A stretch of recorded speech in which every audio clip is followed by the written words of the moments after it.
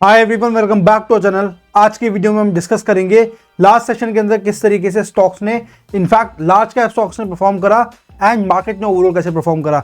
आपको पता है कल इंटरिम बजट आने वाला है, तो लास्ट सेशन के अंदर लोगों ने काफ़ी ब्रॉड बेस्ड बाइंग करी, जिसकी वजह से जितने भी हमारे इंडेक्स फंड्स हैं निफ्टी और सेंसेक्स वो हायर ही एंड हुए ऑलमोस्ट 1%। लेकिन मेन बात देखनी है कल क्या होगा। अब कल क्या होगा वो बजट पे डिपेंड करेगा। बाकी मैं आपको 5 स्टॉक्स और बता रहा हूँ लार्ज कैप स्टॉक्स जिनके अंदर लास्ट सेशन के अंदर सबसे ज्यादा मूवमेंट आई, ताकि आपको आइडिया लग जाए कि मार्केट किन चीजों से और किस तरफ जा रही है। सबसे पहले पीबी फिनटेक, इसका शेयर लास्ट सेशन के अंदर 10.2% बढ़ गया क्योंकि कंपनी ने पहली बार किसी क्वार्टर के अंदर प्रॉफिट देखा है। अगर हम दिसंबर क्वार्टर की बात करें इनके फिस्कल ईयर 24 की, तो इनको प्रॉफिट हुआ है 37 करोड़ रुपीस का। एंड अगर उससे एग्जैक्टली एक साल पहले देखें तो इनको लॉस हुआ था अराउंड 87 करोड़ रुपीस का। तो ये उससे बहुत बड़ा जंप है, इससे सेंटिमेंट काफी पॉजिटिव बना, तभी शेयर ऑलमोस्ट 10% बढ़ गया एक दिन के अंदर। नेक्स्ट है वोल्टास, इसका शेयर लास्ट सेशन के अंदर 7.09% बढ़ गया क्योंकि इनके भी Q3 रिजल्ट्स आए एंड इनको प्रॉफिट भले ही नहीं हुआ लेकिन इनके लॉसेस काफी कम हो गए, वो भी एक तरीके से प्रॉफिट ही है। तो इनको फिस्कल ईयर 2023 में जो दिसंबर क्वार्टर था तब 110 करोड़ रुपए का लॉस हुआ था।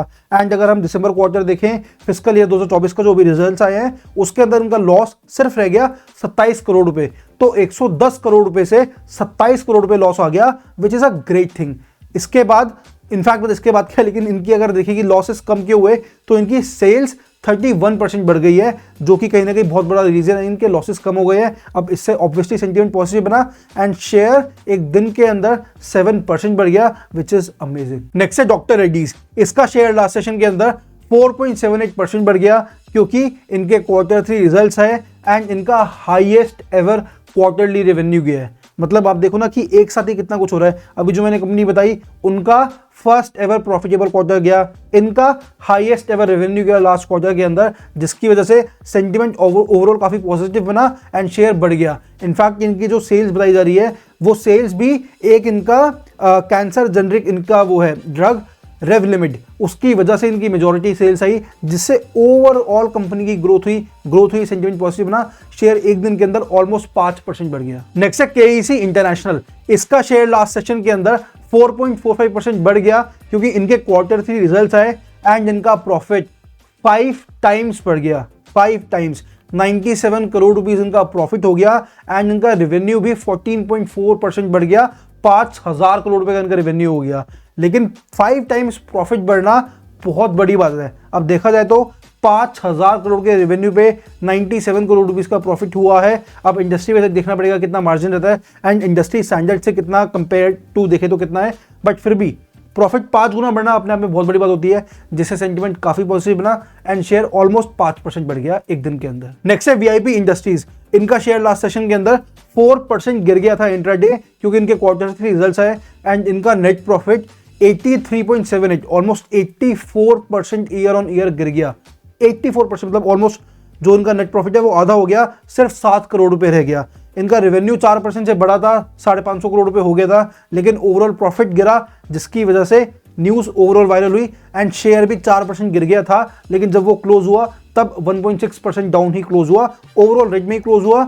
एंड ओवरऑल आप देख रहे हो कि किस तरीके से जितनी भी कंपनीज के क्वार्टरली रिजल्ट्स आते हैं उनसे उनके शेयर्स में काफ़ी ज़्यादा मूवमेंट्स आती हैं।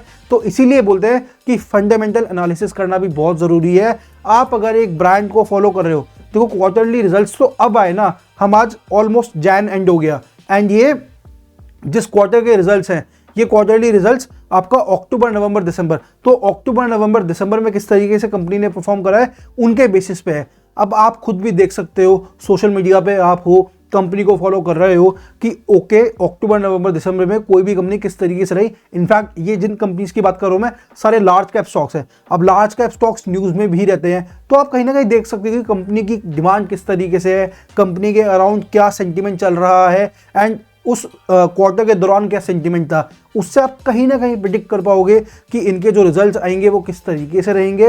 एंड आप बाकी रिपोर्ट्स पढ़ सकते हो and if you can predict कि ओके रिजल्ट्स अच्छे रहने वाले हैं, जैसे भी टाटा मोटर्स वगैरह का अभी Q3 रिजल्ट्स आने वाले हैं, तो लोगों को उम्मीद है रिजल्ट्स काफ़ी अच्छे रहेंगे। रिजल्ट्स अच्छे रहेंगे तो शेयर बढ़ेगा। तो इस तरीके से आप थोड़ी सी देखा करो, रिसर्च करा करो, इनके बेसिस पे कहीं ना कहीं आप राइट टाइमिंग प्रेडिक्ट कर सकते हो कि what is the right time to invest in the market. अगर आपको ये सारी चीज़ें पहले से पता होती तो 100% आप प्रॉफिट बनाते।